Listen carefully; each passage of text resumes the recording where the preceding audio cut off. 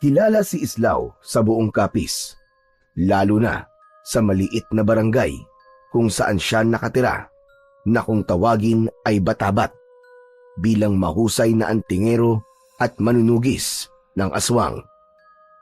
Sa tuwing may sumasalakay na aswang sa isang lugar, ay si Islao ang agad na tinatawag. Gamit ang kanyang kaalaman sa paggamit ng mga agimat at mutya at ang husay niya sa pakikipaglaban, ay palagi siyang nagtatagumpay sa kanyang misyon. Kaya marami ang humahanga sa kanya. At ang mga aswang ay kinatatakutan ang kanyang pangalan. Ngunit hindi lahat ng aswang ay pinapatay ni Islao. May ilan na hinuhuli niya lang at ikinukulong sa isang isla kung saan isang dating mahusay na manunugis ang nagbabantay. Yun ay walang iba kundi ang matandang si Mangkulas. Ginagawa yun ni Islao at ni Mangkulas dahil naniniwala sila na ang mga aswang ay nararapat din na ituring na parang isang tao na kapag nakagawa ng mali ay kailangan na parusahan at ikulong. Gaya na lang ng maaliwalas na umaga na yun. Sakay si Islao ng kanyang malaking bangkang dimotor patungo sa isla ni Mangkulas. Nakaupo si Islao sa unahan. Sa likuran niya ay makikitang nakatali ng makapal na lubid ang isang matandang babae na payat. Kulubot ang balat at may mahabang kuko na parang hindi naputol ng maraming taon. Isa yung tiktik na nahuli niya kagabi matapos niyang sundan ang malaibo nitong tunog sa gitna ng kagubatan. Nanginginig ang matanda, hindi dahil sa lamig, kundi dahil sa galit. Halos hindi ito kumikilos, pero ramdam na ramdam ni Islao ang matalim nitong titig sa kanya. Makalipas ang ilang oras na paglalakbay sa dagat, ay narating na ni Islao ang isla ni Mangkulas. Tumayo siya at hinila ang lubid at pinababa na ang matanda sa buwanginan. Umangil na parang mabangis na hayop ang matandang babae at matalim siyang tinignan. Aba, punyemas kang tiktik kang tapang mo pa rin ah. Hoy ikaw, magpasalamat ka dahil buo ka pang nakarating dito. Kasi yung iba, hindi na halos nadadala sa islang to at napapatay ko na. Pero sana, magbagong buhay ka rito. Sa di kalayuan, natanaw ni Islao si Mangkulas na papalapit sa kanya. May dala itong mahabang tungkod. Lumapit ito, pinagmasdan ang matandang tiktik bago tumingin kay Islao. Aba, mukhang matindi ang laban kagabi ah. Hindi naman po masyado. Uhaw lang talaga tong tiktik na to sa sanggol. Mabuti't nahuli ko bago makapambiktima. Mahusay ka talaga, Islao. Tara na, nakahanda na ang kulungan ng isang yan. Mabilis nilang nilakad ang masukal na daan patungo sa loob ng isla. Mataas ang damo at malagkit sa balat ang hangin. Sa wakas, narating nila ang malalaking kulungan na yari sa pinaghalo-halong bakal, kawayan at sagradong anting-anting. Narinig agad ni Islao ang mahihinang ungol at kaluskos mula sa loob ng mga kulungan. Ang mga yon ay iba't ibang uri ng mga aswang na minsang naging dahilan ng takot ng mga tao sa iba't ibang lugar. Binuksan ni Mangkulas ang kulungan at itinulak ni Islao ang matandang tiktik papasok. Mabilis nitong sinunggaban ang bakal at sumigaw ng matinis. Nilagyan ni Mangkulas ng kandado ang kulungan. Isinabit nito ang isang anting-anting sa kandado. Ang naturang anting-anting ang siyang pumipigil sa mga aswang upang makalabas sa kulungan ang mga ito. Dumadami na mga nanadala mo rito, Islao ah. Aba, Mangkulas, di mas maigi po yun. Mas dumadami sila rito, ibig sabihin, mas nagiging ligtas sa mga tao sa ating lugar at sa iba pang mga lugar. Maganda nga yun, pero delikado rin, iho. Habang dumarami ang mga kinakalaban mo, mas lalo ka nagiging target ng iba pang mga aswang. Alam ko naman po yun, Mang Kulas eh. At kahit anong oras, ay handa ko na harapin silang lahat. Hinding-hindi po sila sasantuin ng mga agimat, mutya, at mga sandata ko. Tandaan mo, iho, hindi lahat ng aswang ay tatablan ng mga sinasabi mong panlaban. May mga aswang na malalakas at may kakayahan na gumamit ng itim na mahika, gaya ng mga hanagob. Sandaling natahimik si Islaw. Narinig na niya ang tungkol sa mga hanagob, pero hindi pa siya nakakatapat ng kahit na isa. Sinasabing ang hanagob ay isa sa malalakas na uri ng mga aswang dahil karamihan sa mga ito ay itinuturing na supremo o pinuno ng mga aswang. Wala naman po sigurong pinagkaiba ang hanagob sa bangkilan maliban sa kanilang kasarian. Kung sakaling may makaharap ako na hanagob, sigurado ko na matatalo ko siya at madadala rito sa isla. Hindi po ba may nahuli na rin akong bangkilan nun na nandito sa isla? Nagpapaalala lamang ako sa iyo, Islaw. Hindi natin masisiguro na palagi kang panalo sa iyong laban. Matapos yun, ay sandaling nagpaalam si Mang Kulas. Nang maiwanan si Islaw sa mga kulungan, ay naisipan niyang tignan isa-isa ang mga aswang na nakakulong doon.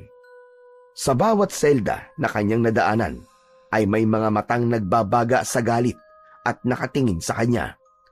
Kahit nakakulong, hindi nawala sa mga aswang ang kanilang likas na pagiging mabangis.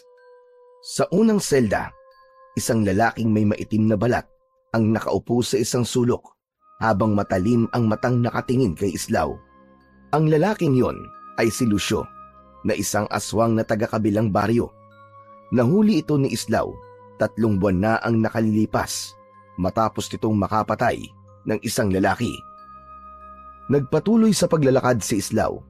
Sa pangalawang kulungan, isang matandang babae naman na payat at may malalaking mga mata ang naroon. Ang matanda ay napasinghap at napasiksik sa isang sulok nang makita si Islaw. Nagsimula itong bumigkas ng mga dasal sa lumang wika. Hindi na pinansin ni Islaw ang matanda dahil alam niya na walang epekto ang orasyon nito dahil sa nakalagay na anting-anting sa bawat kulungan. Sa dulo ng hilera ng mga kulungan, isang lalaki ang nakaupo sa lupa. Nang makita nito si Islaw, ay marahan itong tumayo at lumapit sa rehas. Ikaw sila, Kam, tama?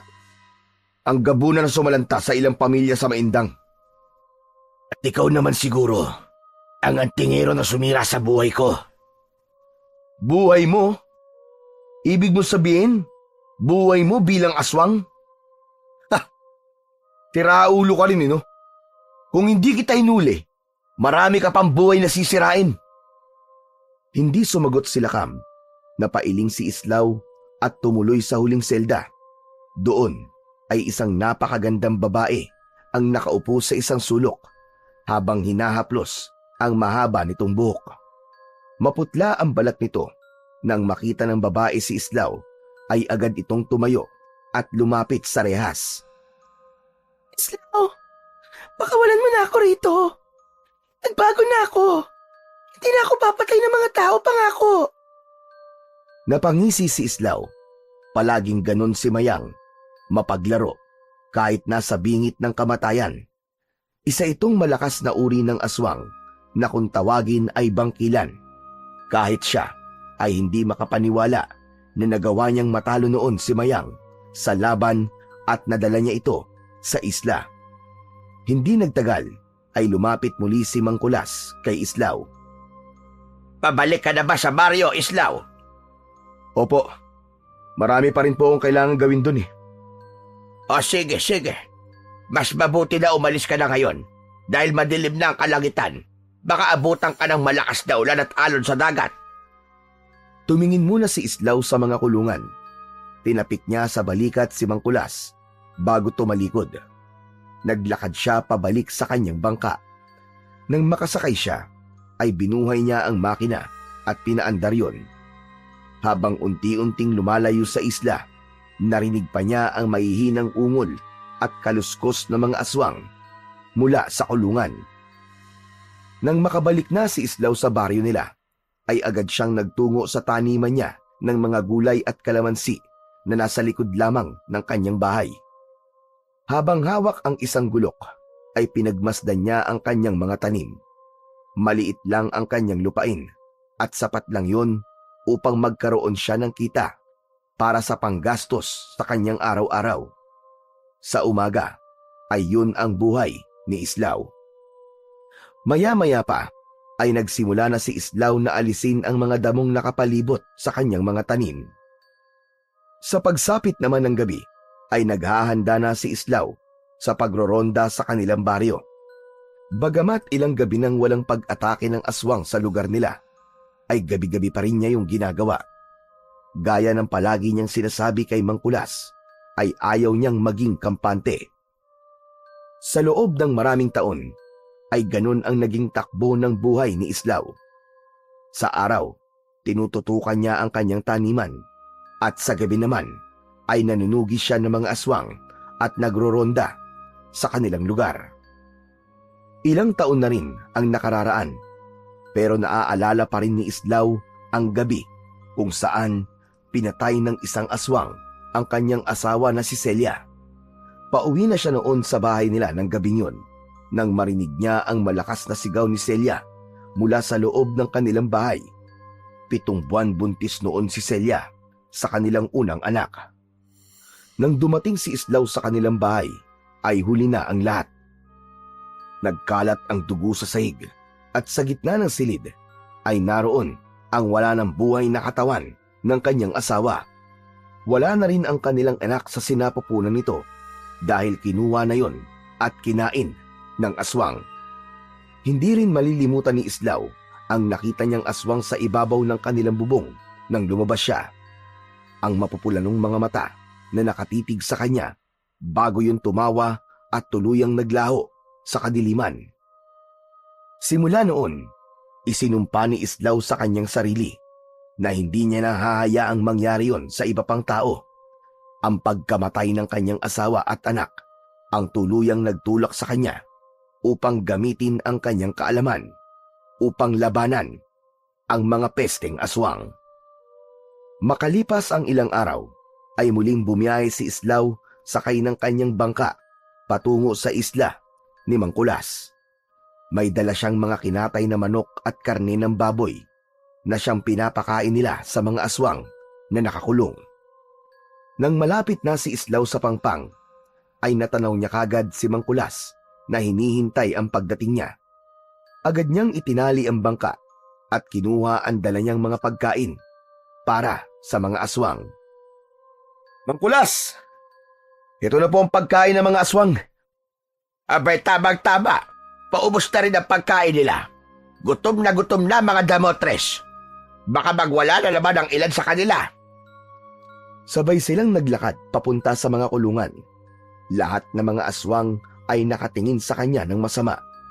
Alam ni Islaw na kung hindi lang dahil sa kulungan at anting-anting, ay matagal na siyang pinatay ng mga yon dahil siya ang dahilan ng pagkakakulong ng mga yon. Isa-isa nilang nilagay ang pagkain sa loob ng kulungan. Agad namang dinampot ng mga aswang ang inihagis nilang karne ng baboy at manok. Nang simayang na ang bibigyan nila ng pagkain, ay mapanukso itong ngumiti habang dahang-dahang lumapit sa rehas. Islaw, hindi ba pwedeng tao naman ang ipakain mo sa akin? Kahit isa lang. Hoy, ikaw Mayang, tigil-tigilan mo ako ha.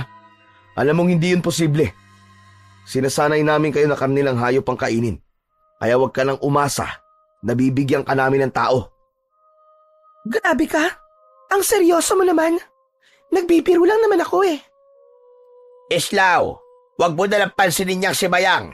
Alam mo namang mapagbiro talaga ang isang yan. Malakas ang saltik sa utak niyan. Tuluyan nang inilagay ni Islaw ang karne ng baboy sa loob ng kulungan ni Mayang at agad yung dinampot ng bangkilan habang nakangisi. Matapos na mabigyan ng pagkain ang lahat ng aswang, ay nagtungo na sina Islaw at Mang Kulas sa kubo na tirahan ni Mang Kulas sa isla Umupo sila sa sahig na gawa sa kawayan, kung saan nakahain ang mainit na sabaw na kanina pa nakalapag, sinigang na baboy at inihaw na isda. O sige na, sige na. Kumain ka na, Islaw. Niluto ko lahat ng paborito mo. Masarap yan. Aba, ayos. Maraming salamat po, Mang Kulas. Ay, oo nga pala. Wala pa bang pwedeng pakawalan sa mga aswang na narito sa isla? Wala pa. Kahit si Mayang na mahilig magbiro, hindi ko pa rin lubos sa mapagkakatiwalaan ng isang yon. Sa dami ng taong pinatay niya noon, malamang bumalik lang yon sa dating gawi. Tumango si Islaw. Alam niyang tama naman si Mang Kulas. Ang isang bangkilan na tulad ni Mayang ay hindi madaling magbabago, lalo na't isa itong uri ng makapangyarihan na aswang. Teka, kumusta na nga pala ang baryo natin? Matagal-tagal na rin akong hindi nakakauwi roon. Sa awa ng Diyos, tahimik naman po sa Batabat. Matagal na po ang huling pag-atake ng aswang doon, Mang Kulas. Ay, salamat sa Diyos. Mabuti naman kung ganon. Pero alam mo, habang tahimik, lalong dapat kang mag-ingat. Ang mga aswang, habang hindi gumagalaw at nananahimik, ang ibig sabihin, meron silang pinaplano. Nagpatuloy ang kanilang pag-uusap habang tinatapos ang kanilang tanghalian. Sa kabila ng katahimikan ng isla na yon, dama ni Islaw na hindi pa tapos ang laban at alam niyang tama si Mang Kulas na maaaring isang araw ay maging magulo na naman ang baryo nila dahil sa mga aswang. Pagsapit ng hapon, nagdesisyon na si Islaw na umalis sa isla. Habang naglalakad sila ni Mang Kulas patungo sa dalampasigan, ramdam niya ang malamig na simoy ng hangin na nagmumula sa dagat. Ang araw ay unti-unti nang lumulubog at ang kalangitan ay nagkukulay kahil na. Pagdating nila sa bangka, tinulungan siya ni Mang Kulas sa pagtatanggal ng pagkakatali nun sa isang puno ng nyog. Mang Kulas, matanong lang ho kita. Kailangan niyo na po ba ng katulong sa pagbabantay ng mga nakakulong na aswang dito? Sa ngayon ay hindi pa naman. Kaya ko pa. Malakas pa ako. Pero, ang iniisip ko, hanggang kailan natin makakayang ikulong ang mga aswang dito sa isla? Kung sa pinansyal na aspeto ang iniisip nyo, wala ho kayong dapat na ipag-alala. May mga pribadong sektor na tumutulong sa atin pagdating sa pera. Sana ay hindi sila magsawa sa pagtulong sa atin, Islaw. Sana nga po. Pero karamihan naman po sa kanila ay yung mga taong natulungan ko din nun. Siguro po paraan din nila yon ng pagtanaw ng utang na loob sa akin. Sige na, sige na. Mag-iingat ka sa paglalakbay, Islaw. Bumalik ka kagad kung may balita ka. Kayo rin po, Mang Kulas. Mag-iingat po kayo palagi dito sa isla. Matapos yun, ay sumakay na si Islaw sa bangka. Pinaandar niya na yon palayo sa isla. Makalipas ang ilang araw, ay muling nagkaroon ng takot ang mga tao sa baryo ni na Islaw. Sunod-sunod ang balita tungkol sa mga alagang hayop na natatagpuang patay. Alam ni Islaw na hindi yun gawa ng mababangis na hayop. Sigurado siya na may aswang na muling umaaligid sa kanilang lugar. Kaya naman, mas lalo niyang pinaigting ang pagbabantay tuwing gabi upang masiguro niya ang kaligtasan ng bawat tao sa kanilang lugar. Isang araw, naisipan ni Islaw na sabihin kay Mang Kulas ang bagay na yon. Sakay ng kanyang bangka, muling nagpunta si Islaw sa isla ni Mang Kulas. Pagdating niya sa dalampasigan, ay agad siyang sinalubong ng matanda. Aba, Islaw! Ang bilis mo naman yata bumalik dito. May problema ba? Mang Kulas, masamang balita. May aswang na naman po sa baryo natin. Ilang alagang hayop na po natatagpo ang patay. Aba, Sus Mariosep. Sigurado na paunang pag-atake lang yon. Darating ang araw na mga tao na ang bibiktimahin ng mga aswang na yon. O ngayon, ano na ang balak mo, Islaw? Nag-aalala tuloy ako sa mga tao sa baryo natin. Wala ho kayong dapat ipag-alala, Mang Kulas.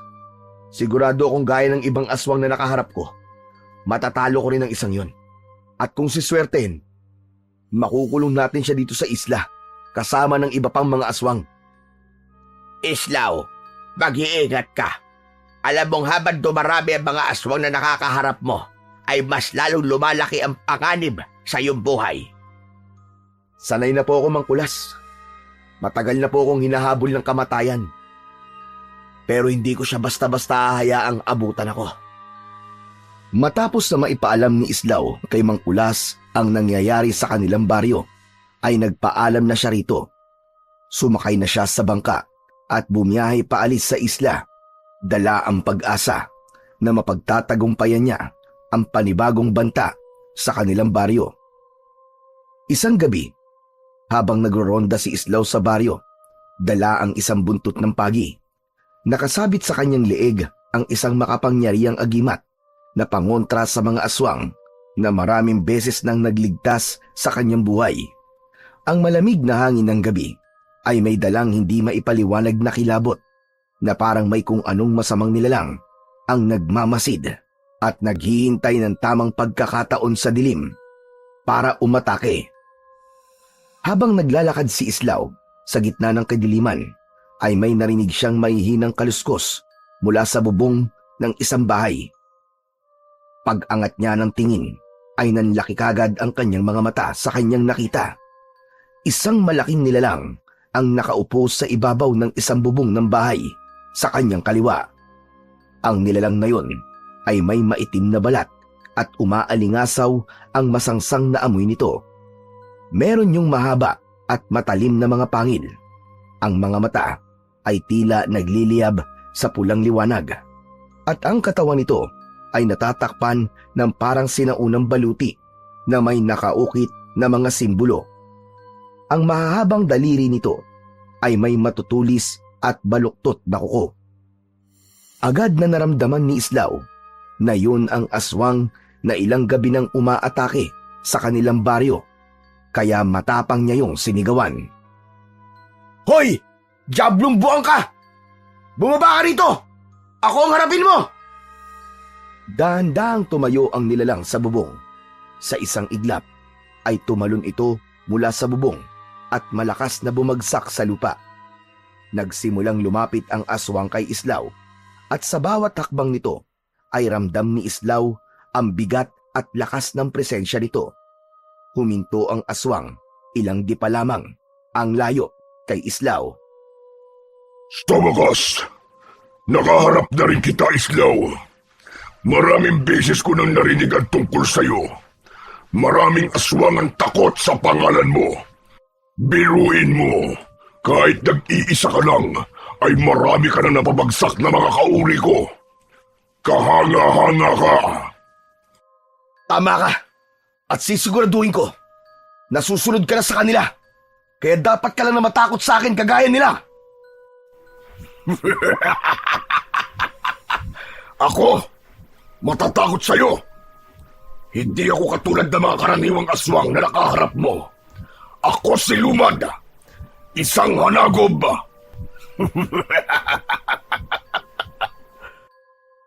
Saglit na nag-isip si Islaw.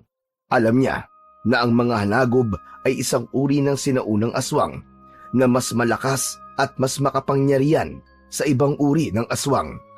Kung ang karaniwang aswang ay kayang patayin ng buntot ng pagi, ang mga hanagob ay ibang usapan. Masyado kang maraming sinasabi! Ang daldal mo! Papatayin na kita! Mabilis na inatake ni Islaw si Lumad.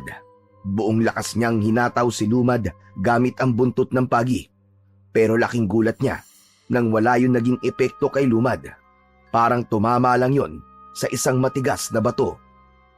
Bago pa makalayo si Islaw, ay naagaw ni Lumad ang buntot ng pagi mula sa kanyang kamay. Isang iglap lang, gamit ang matatalim nitong kuko, pinutol nito ang sandata ni Islaw sa dalawa. Nanlaki ang mga mata ni Islaw sa pagkagimbal. Mabilis na kumilos si Lumad at hinablot nito ang agimat na nakasabit sa leeg ni Islaw at pinigayon sa malaki nitong palad. Nang ibuka ni Lumad ang palad nito, ay nalaglag mula roon ang pira-pirasong agimat ni Islaw. Bahagyang nakaramdam si Islaw ng kaba ng mga sandaling yun. Noon lang siya nakatagpo ng isang aswang na hindi tinatablan ng kanyang sandata. Bago pa siya makakilos, ay sinunggaban na siya ni Lumad. Natumba si Islaw sa lupa habang nakadagan sa kanya ang mabigat na katawan ng hanagob. Lumapit si Lumad sa kanyang muka. Inilabas nito ang mahaba nitong dila at dinilaan ang pisngi ni Islaw. Hindi pa ito tamang oras para sa ating tunay na laban. Pero tandaan mo ito. Kapag hindi ka tumigil sa pagtugis sa amin, Islaw, kamatayan ang naghihintay sa iyo at sa buong baryo na ito. Sa isang iglap, naglaho si Lumad sa dilim. Habol ang hininga na bumangon si Islaw mula sa lupa. Sinubukan niyang hanapin ang direksyon kung saan nagpunta ang hanagob, pero wala na ito. Napakuyom siya ng kanyang kamao. Sa unang pagkakataon, nakaharap siya ng isang kalabang hindi niya basta-basta matatalo. Matapos makaharap ni Islaw si Lumad sa unang pagkakataon, ay umuwi na siya sa kanyang bahay. Naupo siya sa gilid ng papag habang habol pa rin ang kanyang hininga. Ramdam niya ang kirot sa kanyang katawan mula sa pagbagsak sa lupa. Ngunit hindi yun ang nasa utak niya, kundi ang katotohanang nakaharap niya, ang isang aswang na maaaring pinakamalakas sa nakaharap niya. Nakapagtataka talaga. Paano niya nasira ang aking buntot ng pagi at ang pinakamakapangyarihang agimat laban sa aswang? Napalunok si Islaw. Hindi siya makapaniwala na wala na ang agimat niya na yun. Ang proteksyon na matagal nang gumabay sa kanya ay wala na. Marahang tumayo si Islaw at kinuha ang isang lumang baul sa ilalim ng kanyang papag. Binuksan niya yon at bumungad sa kanya ang iba't ibang agimat at mutya na kanyang naipon sa mahabang panahon. Ang mga yon ay minsan nang nagligtas sa kanya mula sa iba't ibang uri ng mga aswang. Isa-isa niyang kinuha ang kanyang mga lumang agimat at mutya. Kumpara sa nasirang agimat ni Lumad, ay may hinang klase ng agimat at mutya ang lahat ng nasa baul na yon. Kung walang naging laban ang pinakamalakas niyang agimat, ay sigurado siya na walang kalaban-laban ang mga agimat at mutya na meron pa siya. Napabuntong hininga si Islaw at napaupo sa tabi ng baul. Ngayon lang siya nakaramdam ng ganong pakiramdam na parang wala na siyang pag-asa. Lalo na't hindi lang sarili niya ang iniisip niya, kundi ang buong baryo Batabat. Sigurado siya na hindi lang siya ang nasa panganib. Lahat ng tao sa baryo ay maaaring maging biktima ni Lumad. Hindi ako maaaring maging ganito. Kailangan kong makahanap ng paraan para talunin siya. Kailangan kong makahanap ng mas makapangyarihang panlaban kay Lumad. Naisa po ni Islaw ang mga palad niya sa kanyang muka. Bahagyang sumakit ang ulo niya sa pag-iisip kung paano ba niya matatalo ang isang hanagob na gaya ni Lumad. Nang sumunod na araw ay nagtungo si Islaw sa isla ni Mangkulas, sakay ng kanyang bangka. Tahimik ang paligid ng mga araw na yon, maliban sa tunog ng mga alon na humahalik sa dalampasigan. Habang palapit siya sa maliit na kubo kung saan nakatira si Mangkulas, ay hindi niya maiwasang muling balikan sa isip niya ang naging laban niya kay Lumad. Naabutan niya si Mangkulas na nagluluto sa labas ng kubo. Nang makita siya nito, ay agad siya nitong sinalubong. "Magandang araw po sa inyo, Mangkulas." Aba, Islaw, ikaw pala. Abay, napadalaw ka. Akala ko ba abala ka sa pagbabantay sa baryo? Mangkulas, may gusto po sana akong sabihin sa inyo. Maaari po ba tayo maglakad-lakad? Sandali lang. Bukang seryoso yung sasabihin mo O tara, maglakad-lakad tayo. Nagsimulang maglakad ang dalawa hanggang sa huminto sila sa harapan ng mga kulungan ng mga aswang. Ano pala sasabihin mo sa akin, Islaw? Mangkulas, hindi kayo maniniwala. May nakaengkwentro kong aswang at hindi siya basta-basta, Mangkulas. Ano ka mo? Aba, seryoso nga yan. Anong klaseng aswang? Hanagob. Isang hanagob po na nagngangalang Lumad. Biglang napatingin si Mangkulas kay Islaw. Agad na napansin ni Islaw ang kakaibang takot sa mukha ng matanda. Si Lumad? Sigurado ka bang yun ang pangalan ng hanagob na nakaharap mo? Opo, siya mismo nagsabi sa akin ng pangalan niya. Napakalakas po niya, Mangkulas. Hindi siya tinablan ng buntot ng pagi ko. Sinira niya ang pinakamalakas kong agimat. Pakiramdam ko po, wala akong laban sa kanya. Islaw, si Lumad ay hindi pangkaraniwang hanagob. Maraming taon na siyang nabubuhay. Pero sa kabila noon, ay hindi nababawasan ang kanyang lakas. Mas lalo pa siyang lumalakas sa bawat panahong lumilipas. Mula sa isa sa mga kulungan ay may isang boses na biglang sumabat. Kaya naman pala parang may kakaibang amoy sa hangin. Amoy ng pagkatalo at pagbagsak mo, Islaw. Napalingon si Islaw at Mangkulas sa kulungan. Si Lakam, isang gabunan na matagal nang nakakulong sa isla, ay nakangisi habang nakahawak sa bakal na rehas. At kailan ka pa natutong makinig sa usapan ng iba, Lakam? Paanong hindi ko kayo maririnig? Dito kayo nag-uusap malapit sa akin. Si Lumad na pala ang kalaban mo ngayon. Napakatagal ko nang hindi naririnig ang pangalan niya. Lakam, ang ibig mo bang sabihin na kilala mo siya? Hindi lang basta kilala. Personal ko siyang kakilala dahil dati akong alagad ni Lumad. Ano ka mo? Alagad ka ni Lumad? Binibiro mo ba kami? Matagal ng panahon yon, Islaw. Noon, naniwala ako si Lumad ang pinakadakilang pinuno ng mga aswang. Isa siyang mandirigmang hindi natitinag. Hindi nasusugatan. Hindi rin natatalo. Pero alam mo ba ang totoo? Isa siyang halimaw na walang ibang nais kundi ang pagharian ng takot sa lahat. Auman o aswang. Kaya kailangan ko siyang pigilan. Kailangan ko siyang mapatay. O kung hindi man, ay maikulong dito sa isla.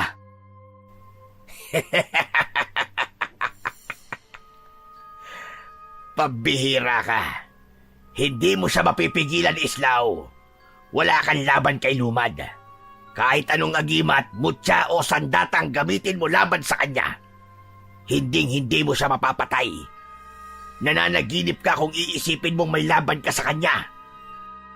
Ano ang ibig mo sabihin, Lakam? Simple lang. Ang kapangyarihan ni Lumad ay higit pa sa iniisip nyo. Hindi siya tulad ng mga aswang na nakalaban mo noon, Islaw. Ang lakas niya ay hindi lang galing sa kanyang katawan, kundi sa bagay na hindi mo basta masisira. Ano yun, Lakam? Sabihin mo. Ang kanyang kaluluwa. Hindi mo siya matatalo nang hindi mo nasisira ang mismong diwa niya. At walang sino man ang nakagawa nun. Kung ganun, Lakam, alam mo ba kung paano siya matatalo? Hindi ko alam. At hindi ko alam kung may paraan nga ba. Pero isang bagay lang ang sigurado ko, Islaw. Mamamatay ka sa mga kamay ni Lumad.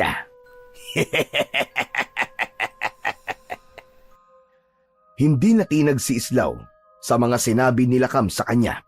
Sa halip, maigpit niyang tinitigan ang nakakulong na gabunan. Sisiguraduhin kong makakasama niyo rin dito si Lumad sa islang ito. Makukulong din siya rito. Kasama niyo. Nakakatawa ka, Islaw. Hindi mo nga ako kayang patay noon. Si Lumad pa kaya na ilang libong beses na mas malakas kaysa sa akin. Huwag mo nalang siyang pansinin, Islaw. Tara sa loob ng aking kubo. May ibibigay ako sa'yo. Bago pa muling makapagsalita si Lakam, tumalikod na si Islaw at sumunod siya kay Mangkulas. Ngunit hindi pa rin siya tinigilan ng gabunan. Islaw! Katapusan mo na! Kahit anong gawin mo, hindi mo matatalo si Lumad. Kung ako sa'yo, maghukay ka na ng libingan mo! Hindi na lumingon si Islaw. Alam niyang wala siyang mapapala sa pakikinig sa mga panunuya ng isang aswang. Ngunit kahit hindi ipakita, hindi pa rin niya kayang alisin ang bigat sa kanyang dibdib. Ang kaba, ang takot. Habang naglalakad sila patungo sa kubo ni Mang Kulas, unti-unting bumigat ang mga hakbang ni Islaw. Naisip niya na baka nga tama sila Kam, baka nga wala siyang laban kay Lumad. Makalipas ang ilang minutong paglalakad, ay pumasok na si Islaw sa kubo ni Mang Kulas. Nakasunod siya sa matanda. Tahimik na kinuha ni Mang Kulas ang isang maliit na kahon mula sa isang lumang baul. Humarap ito kay Islaw at marahan nito yung binuksan. At mula roon ay inilabas nito ang isang kwintas na may mutya na sa unang tingin pa lang ay alam na ni Islaw na gawa mula sa isang uri ng matigas na kahoy. Napatingin si Islaw sa kwintas nang may halong pagtataka. Ano po yan, Mang Kulas? Mukhang kakaibang mutya po yan ah. Ngayon lang po ako nakakita ng ganyang mutya. Ito ang mutya ng balete. Ipinagkaloob ito sa akin ng isang diwending itim na nakatira sa isang matandang puno ng balete. Isang beses ko lang itong ginamit noon. Noong hinarap ko ang isang pinuno ng mga aswang. Napatingin si Islaw kay Mang Kulas at naghintay siya ng karagdagang paliwanag. Malalim ang tingin ng matanda na para bang binabalikan nito ang isang mapait na nakaraan. Napakalakas ng mutya ng balete, Islaw. Lalo na kapag ginagamit laban sa aswang. Pero sa kasamaang palad, hindi ko kinaya ang kapangyarihan nito noon at muntik na ako mamatay. Mang Kulas, bakit niyo po sinasabi sa akin yan ngayon? Dahil nais kong ipasa ito sa'yo. Naniniwala ko na ang mutyang ito ang makakatalo kay Lumad. Pero mag-iingat ka, Islaw. Napakalakas ng mutya na ito. Hindi lang ang kalaban mo maaaring mapahamak, kundi pati ikaw na rin mismo. Napatingin si Islaw sa mutya. Alam niyang isang napakalaking panganib ang kanyang kinakaharap kay Lumad. Wala siyang ibang sandata na maaaring tumalo sa halimaw na yon. At sa tingin niya ay ang mutya ng balete na lamang ang tangi niyang pag-asa. Pero Kulas, may tiwala ako sa iyo. Napakalaki. Sa tapang at lakas mo. Naniniwala akong magagamit mo ito ng tama. Heto, sige. Kunin mo to, Islaw. Ikaw na ang bagong may-ari niyan. Walang pagdadalawang isip na kinuha ni Islaw ang mutya at isinuot yun sa kanyang leeg. Ramdam niya kagad ang kakaibang bigat at init na bumalot sa kanyang katawan matapos yung dumikit sa kanyang balat. Mang Kulas, maraming salamat po. Mukhang ito na po ang pag-asa natin para matalo ang halimaw na si Lumad. Tandaan mo ito, Islaw. Huwag mong hahayaan lamunin ka ng lakas ng mutya na yan. At may isang paraan para mas mapalakas mo ang mutyang yan, Islaw. Ano pong paraan niyo, Mang Kulas? Kailangan dasalan mo ito habang bilog ang buwan. Hindi basta-bastang dasal, Islaw. Kailangan mong bigkasin ang sinaunang dasal na ito. Mula sa kahon ay inilabas ni Mang Kulas ang isang luma at medyo lukot na papel. Iniabot nito yon kay Islaw. Agad yung kinuha ni Islaw at binasa ang nakasulat doon. Mga salitang Latin ang naroon. Mang Kulas, ano pong ibig sabihin ng dasal na ito? Panawagan at dasal yan sa espiritu ng balete. Kung maayos mo mabibigkas ang mga yan kapag bilog ang buwan, ay mas lalakas panigurado ang mutya na yan. Tahimik na pinagmasdan ni Islaw ang kapirasong papel. Hindi na siya nagdalawang isip. Alam niyang hindi madali ang laban na haharapin niya at kailangan niya ng panibagong paraan upang labanan si Lumad. Maraming salamat po sa inyo, Mang Kulas. Pangako po, Sa susunod na paghaharap namin ni Lumad, ay matatalo ko na siya. Sisiguraduhin kong hindi magtatagal ay magiging malaya na ulit ang baryo natin sa takot sa kanya. Tumango si Mang Kulas kay Islaw, sa kamarahang inilagay ang kamay sa ibabaw ng ulo nito. Binabasbasan kita, Islaw. Naway gabayan ka ng espiritu ng balete at ng ating poong may kapal. Mas lalong lumakas ang loob ni Islaw sa basbas na ibinigay sa kanya ni Mang Kulas. Dahil nasa kanya na ang mutya ng balete, ay mas handa na siyang harapin ang pinakamalaking laban niya sa kanyang buhay. Matyagang naghintay si Islaw sa pagbilog ng buwan, at nang dumating na nga ang gabing yon, ay lumabas siya ng kanyang bahay. Nagtungo siya sa likod ng bahay niya habang nakasabit sa kanyang leeg ang mutya ng balete. Hawak niya ang lukot na papel na ibinigay sa kanya ni Mang Kulas, kung saan nakasulat ang dasal na kailangan niyang bigkasin upang mapalakas niya ang mutya ng balete. Hinawakan ni Islaw ang mutya na nakasabit sa kanyang leeg. Ramdam niya ang bahagyang pag-init noon. Huminga siya ng malalim bago tuluyang binasa ang dasal. Spiritus veres oditeme virtutem tu amrogo robur lux noctis lunavim corpus imple potensya. Matatag at buo ang boses ni Islaw nang basahin niya ang dasal na nasa papel. Kasunod nun ay biglang lumakas ang hangin sa paligid. Narinig niya ang pagaspas ng mga dahon sa puno sa paligid. Sa isang iglap, isang matinding enerhiya ang bumalot sa kanyang buong katawan. Para yung apoy na dumaloy sa kanyang mga ugat. Pakiramdam niya ay sumasabog ang kanyang mga kalamnan at naglalagablab ang kanyang dugo. Napahawak si Islaw sa kanyang dibdib. Napapikit siya at napasigaw sa sobrang sakit. Nagsimula ng dumilim ang kanyang paningin. Ang bilog na buwan sa itaas ay biglang lumabo. Napaluhod na si Islaw at bumagsak siya sa lupa nang walang malay. Umaga na nang magkamalay si Islaw. Ramdam niya ang init ng sikat ng araw na tumatama sa kanyang balat. Nakahiga pa rin siya sa malamig na lupa. Ngunit sa halip na pangihina ang maramdaman, isang kakaibang sigla ang dumadaloy sa kanyang katawan. Dahan-dahan siyang tumayo. Inasahan niyang mangangatog ang kanyang mga tuhod o kaya naman ay mabibigitan siya sa sariling katawan. Ngunit hindi nangyari yun. Pakiramdam niya ay napakagaan ng kanyang katawan na parang kaya niyang lumaban nang hindi napapagod. Hinawakan ni Islaw ang mutya ng balete.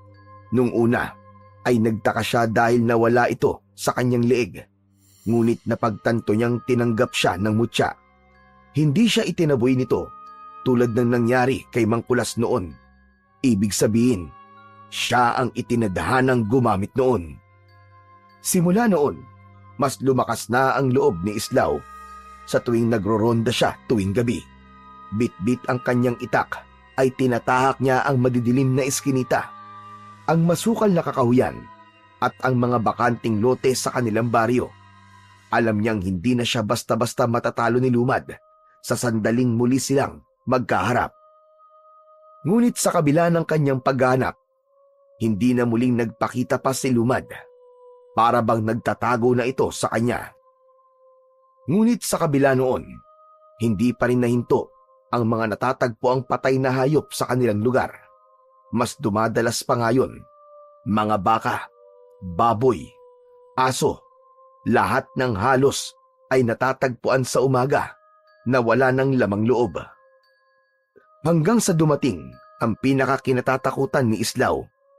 Hindi na lang hayop ang pinatay ni Lumad. Mismong mga tao na ang nagiging biktima nito. Sunod-sunod ang pagkawala ng mga residente sa baryo Batabat. Una, isang lalaking estudyante. Sumunod ay isang magsasaka. At nang matagpuan ang katawan ng isang ginang sa may ilog, ay gutay-gutay na yun at wala na ang mga lamang loob. Dahil doon, mas lalong naging determinado si Islaw na mahanap at matapos ang kasamaan ni Lumad bago pa madagdagan ang mga buhay na kinukuha nito. Sa bawat gabing lumilipas, patuloy pa rin ang pagroronda ni Islaw sa kanilang baryo. Hindi siya tumigil sa paghahanap kay Lumad, ngunit tila lalo lamang itong nagiging mailap hanggang sa dumating na ang gabing hinihintay ni Islaw. Habang naghahanda si Islaw para sa kanyang pagroronda, ay isang malamig at nakakapangilabot na tinig ang narinig niya mula sa labas ng kanyang bahay.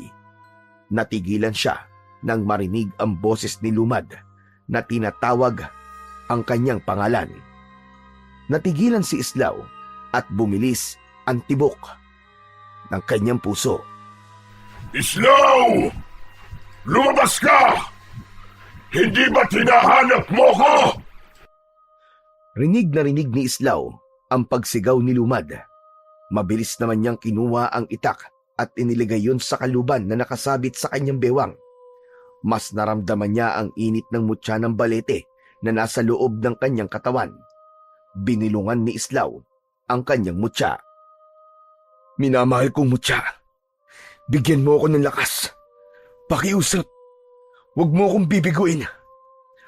Matapos yun, ay humugot ng malalim na paghinga si Islaw at marahan niyang binuksan ang pinto. Paglabas niya, ay tumambad sa kanya si Lumad na nakatayo sa loob ng kanyang bakuran. Uy! Long time no see ah! Sa wakas, nagpakita ka na rin sa akin, Lumad.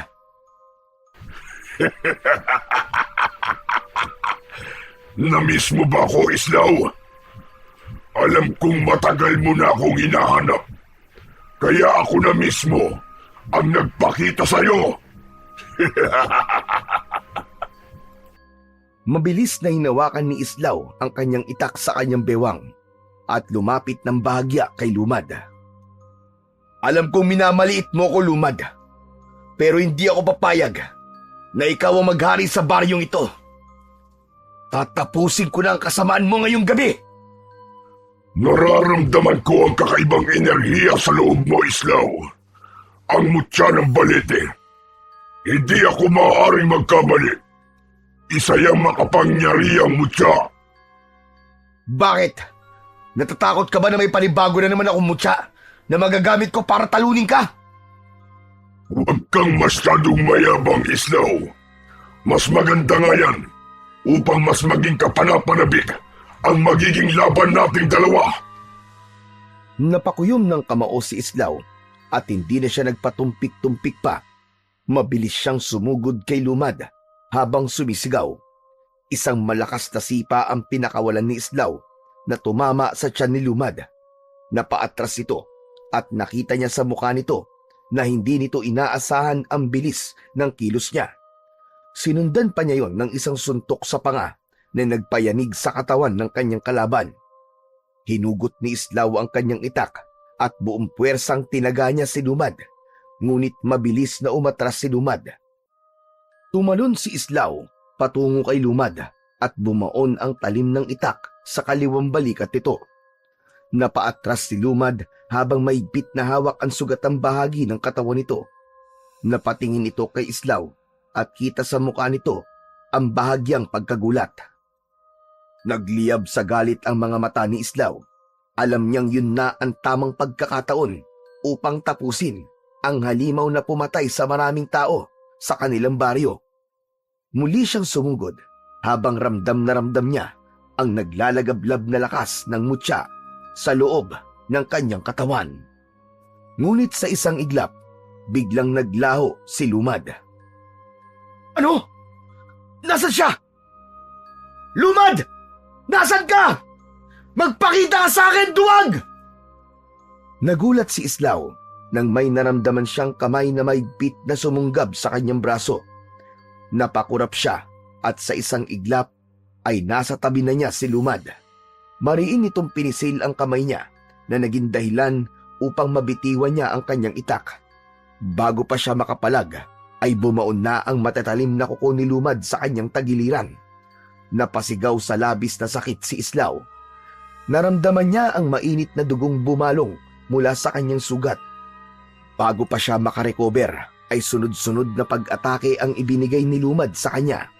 Kinagat siya nito sa kanyang braso, hita, at kinalmot siya sa kanyang dibdib. Duguan na bumagsak si Islaw sa lupa.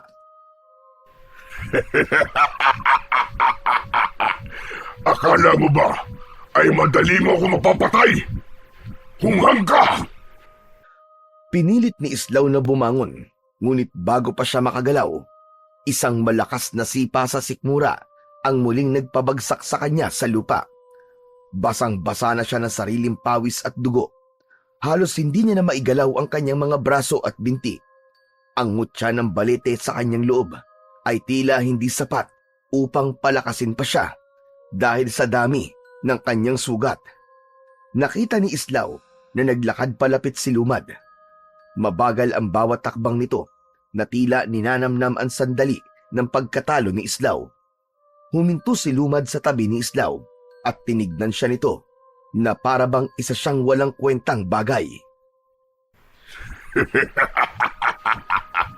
Tumingin ka sa paligid mo, Islaw. Tumingin ka para makita mo ang mga taong binigo mo.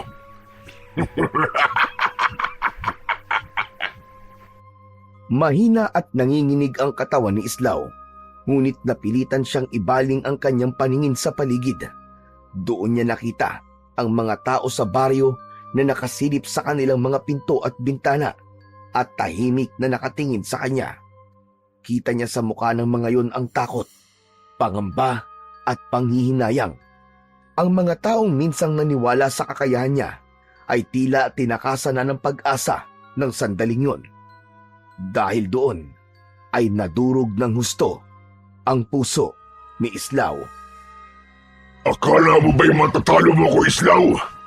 Kahit na anong mutya o agimat pa ang gamitin mo, wala kang laban sa akin. Ako ang pinakamalakas at pinakamakapangyarihan sa lahat. Nahihibang ka para isipin na ikaw ang papatay sa kagaya ko. Ngayon, ito na ang katapusan mo, Islaw. At kapag namatay ka, isusunod ko ang lahat ng tao sa baryo ito at wala akong ititira ni isa!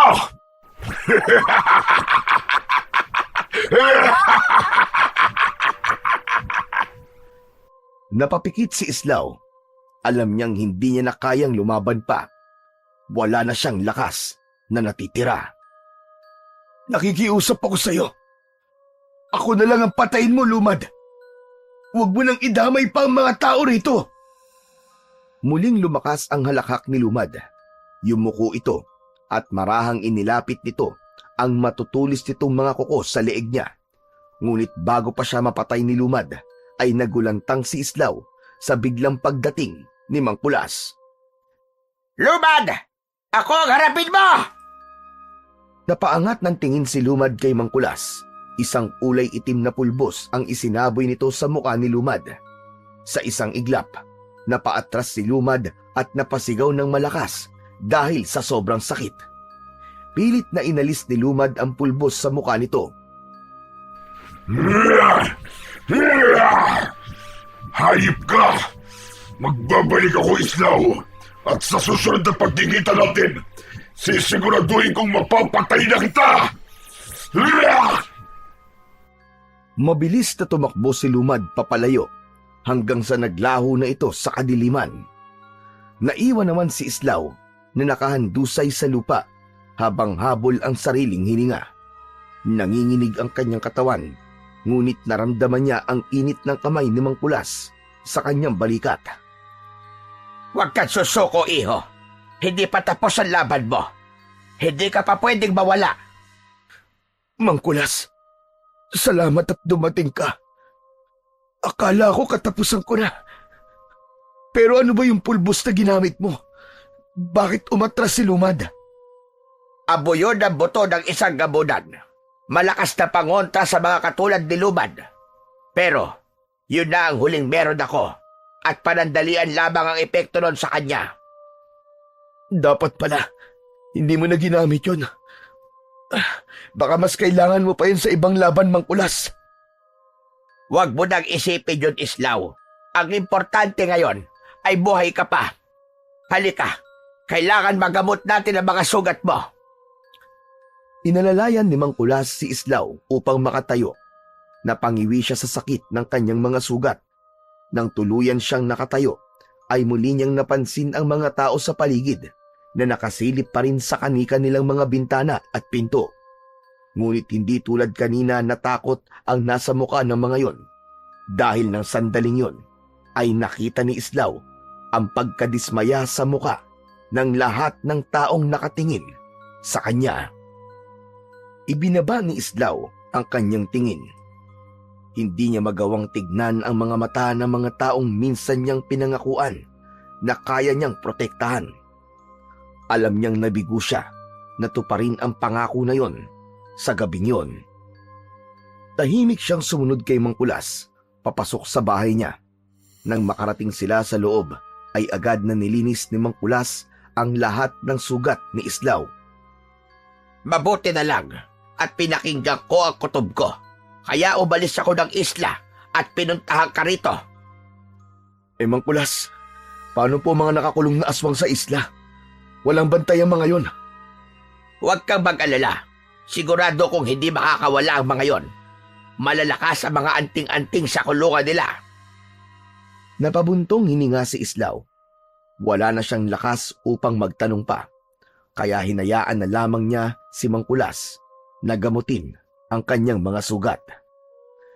Hinayaan niyang dumaloy ang katahimikan sa pagitan nila habang unti-unting lumalalim ang gabi. Alam niyang may susunod pang laban. Ngunit sa ngayon, kailangan maghanda siya. Kailangan bumangon siyang muli upang makabawi siya sa mga tao sa kanilang baryo. Nang mga sumunod na araw, ay hindi na muna lumabas si Islaw ng kanyang bahay. Hindi dahil sa nagpapagaling siya sa kanyang mga sugat, kundi dahil sa nahihiya siyang magpakita sa mga tao. Nahihiya siya dahil alam niyang iniisip ng mga tao na tinagurian siyang kinatatakutan ng mga aswang. Pero sa kauna-unahang pagkakataon ay nasaksihan ng marami ang kanyang pagbagsak. Paminsan-minsan ay nagtutungo si Mangkulas sa bahay ni Islaw upang gamutin at palitan ang benda ng sugat niya. Mangkulas, kung ganun po pala, ay wala ring laban ng mutya ng balete kay Lumad. Kahit nasa loob ko ng mutya, ay hindi pa rin ako nagtagumpay na talunin siya. Yan din ang naisip ko. Patawarin mo ko kung binigyan kita ng pag-asa. Ang mutya ng balete, ang tanging mutya na alam kong pwedeng makatalo kay Lumad. Pero nagkamali pala ako. Mangkulas, wala naman po kayong dapat na ihingi ng tawad sa akin. Alam ko na ninais niyo lamang pong makatulong. Pero Mangkulas, ang mga tao po rito sa baryo, nahihiya po ako sa kanila. Hindi ko po kaya magpakita sa kanila sa ngayon. Ilang araw na po akong di lumalabas dahil sa kahihiyan po na inabot ko nung gabing naglaban kami ni Lumad. Nagpakawala ng malalim na paghinga si Mangkulas. Marahan itong tinapik sa balikat si Islaw. Siguro, mas makabubuti kung doon ka na muna manatili sa isla habang nagpapagaling ka ng mga sugat mo at nag-iisip tayo ng susunod nating plano para matalo na natin si Lumad. Pero Mangkulas, paano po mga tao rito sa baryo kung wala ako? Baka bigla pong bumalik si Lumad at umatake. Sino po magtatanggol sa mga tao kung nasa isla ko? Islaw, sa kalagayan mo ngayon ay hindi mo pa kayang labanan ulit si Lumad. Kailangan mo munang gumaling. Baka kapag hinarap mo siya sa ganyang kalagayan mo, ay tuluyang ka na niyang mapatay. Kaya kung ako sa'yo, ay sumunod ka na lamang sa sinasabi ko sa'yo. Doon ka na muna sa isla magpagaling para hindi ko na rin kailangan pang magtungo rito at iwanan na walang bantay ang mga aswang sa isla. Natahimik si Islaw at nahulog siya sa malalim na pag-iisip. Maya-maya pa ay napagtanto niya na merong punto si Mangkulas. Kaya sa huli ay pumayag siya sa ideya nito at sa araw na yon ay sumama muna si Islaw kay Mangkulas sa isla kung saan nakakulong ang mga aswang na nahuli niya noon. Nang araw din na yon ay sumama na si Islaw kay Mangkulas sa pagpunta sa isla. Napagtanto niyang hindi pa siya handa para sa muling paghaharap nila ni Lumad, kaya kailangan niyang mas palakasin ang kanyang sarili. Sa pagdating nila sa isla ay agad niyang tinulungan si Mangkulas sa pagpapakain sa mga aswang na nakakulong doon. Bitbit nila ang mga karning nakalaan para sa mga nilalang na yon. Isa-isa nilang inilagay ang pagkain ng mga aswang. Habang abala si Islaw sa paglalagay ng pagkain sa kulungan, ay narinig niya ang malutong na tawa ni Lakam. Islaw, ano ba nangyari sa'yo? Halos hindi na kita makilala sa dami ng sugat mo ah. Tumingin si Islaw kay Lakam, ngunit hindi niya ito sinagot. Nilapag na lang niya ang pagkain sa harap nito. Sigurado kong nakaharap mo na naman si Lumad at mukhang hindi naging maganda ang laban. Maswerte ka at nabuhay ka pa. Bago pa makasagot si Islaw, sumingit sa usapan si Mayang na nasa kabilang kulungan. Ano? Totoo bang nakalaban mo si Lumad, Islaw? Oo, Mayang. Nagkaharap kami. Pero sa susunod, sisiguraduhin ko matatalo ko na siya. Huwag kang mangarap na mataas, Islaw. Hindi mo matatalo si Lumad. Sigurado ko na sa susunod na paghaharap nyo ay mapapatay ka na niya. Kaya kung mahal mo pa ang buhay mo, magtago ka na lang sa islang to habang buhay. Kasama namin! Huwag ka naman magsalita ng ganyan, Lakam. Tandaan mong, kung hindi dahil kay Islaw, wala tayong makakain dito. Mag-isip-isip ka nga, Mayang. Pinapakain nila tayo rito para mas matagal tayo mabuhay at maging matagal ang paghihirap natin dito. Hindi na pinansin ni Islaw ang mga sinabi ni Lakam. Alam niyang hindi nito lubos na nauunawaan ang laban nila ni Lumad. Sa bawat araw na lumilipas, ay unti-unting bumubuti ang kalagayan ni Islaw sa isla ni Mangkulas. Kahit may sugat pa ang kanyang katawan, hindi siya nanatili sa loob ng kubo. Tinutulungan niya si Mangkulas sa anumang gawain, mula sa paghahanda ng pagkain hanggang sa pangangalaga sa mga halamang gamot, pagpapakain sa mga aswang at kung ano-ano pa. Sa umaga, madalas siyang nakaupo sa tabi ng dagat. Pinagmamasdan niya ang paghampas ng alon sa dalampasigan habang hinahaplos ng hangin ang kanyang balat. Alam niyang kailangan makabawi na kagad siya ng lakas upang makabalik na siya sa kanilang baryo. Isang hapon, habang nilalagyan ni Mangkulas ng bagong tapal ang sugat sa kanyang tagiliran, ay hindi na napigil ni Islaw ang sarili na magsalita sa bagay na ilang araw na niyang pinag-iisipan. Mangkulas, hindi ko lang po talaga maiwasang mag-alala sa mga tao sa baryo. Wala na ako ron para protektahan sila. Baka bumalik si Lumad doon. Baka may masaktan o may mamatay. Naiintindihan ko nararamdaman mo, Islaw. Pero hindi mo dapat kalimutan na halos ikamatay mo na ang huling laban mo kay Lumad. Hindi ka pa handa para bumalik sa baryo. Kailangan mo pang mapagaling ang mga sugat mo. Mangkulas, pero paano po kung may mangyari nga sa kanila?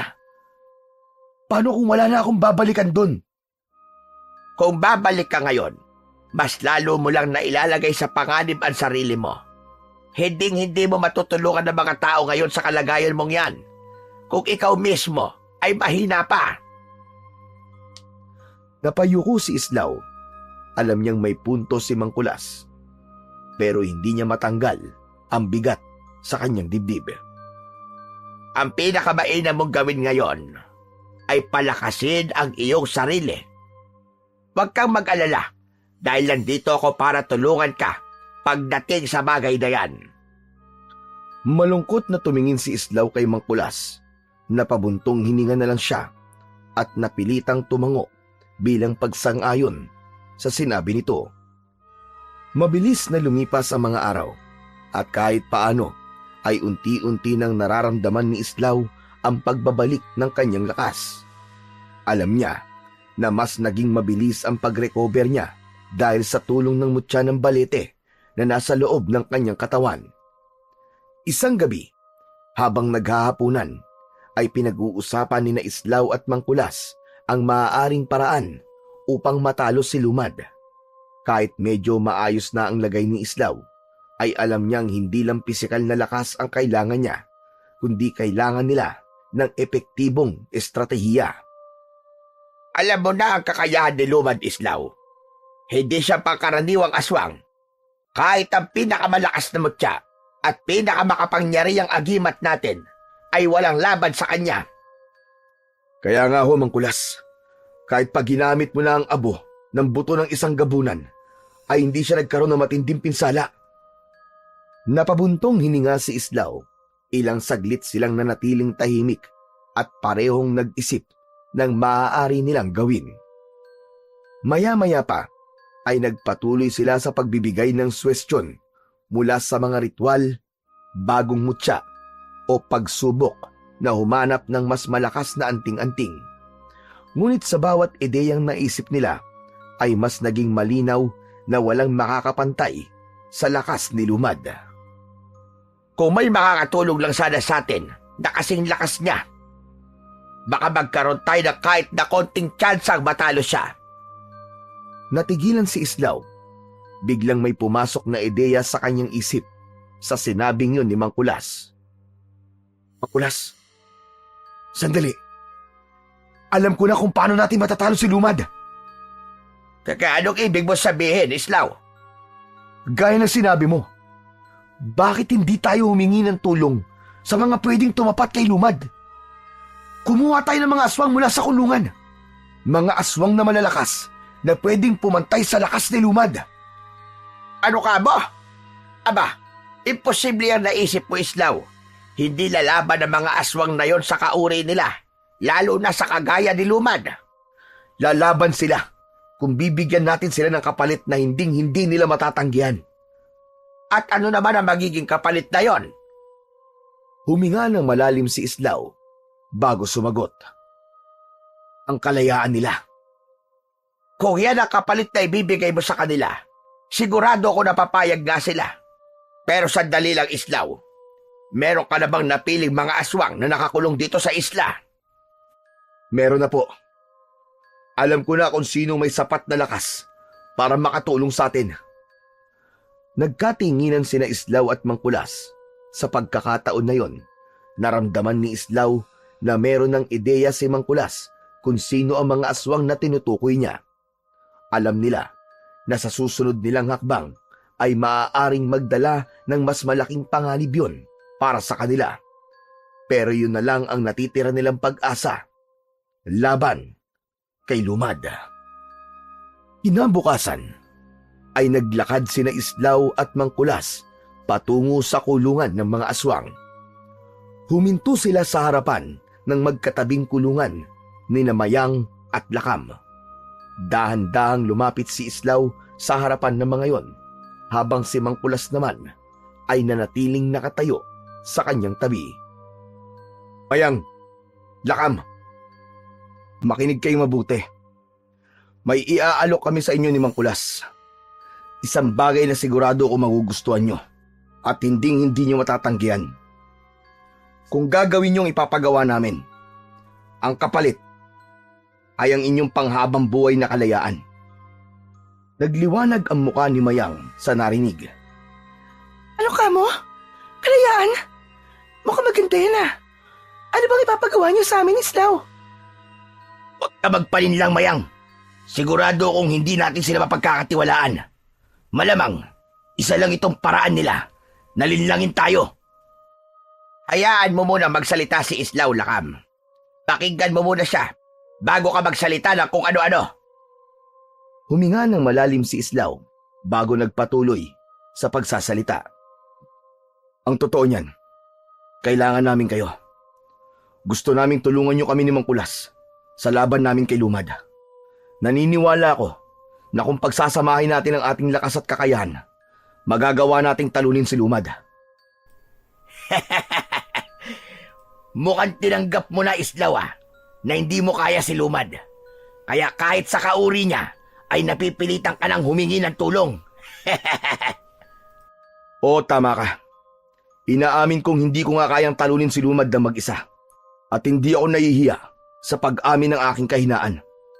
At wala ring masama sa paghingi ko ng tulong sa iba, Lakam.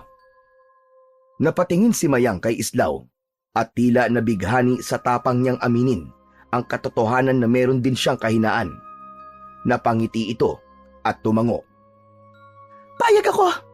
Tutulungan kita, Islaw. Ihibang ka na ba, Mayang? Siguradong papatayin ka ni Lumad. Oo, malakas tayo. Pero mas malakas si Lumad. Kakaiba siya. Paano kung hindi? Paano kung manalo tayo? 3 tayo. Laban sa isa. Malaki ang posibilidad na manalo tayo, Lakam. Matagal ko lang gustong makalaya at mabuhay nang wala sa loob ng rehas.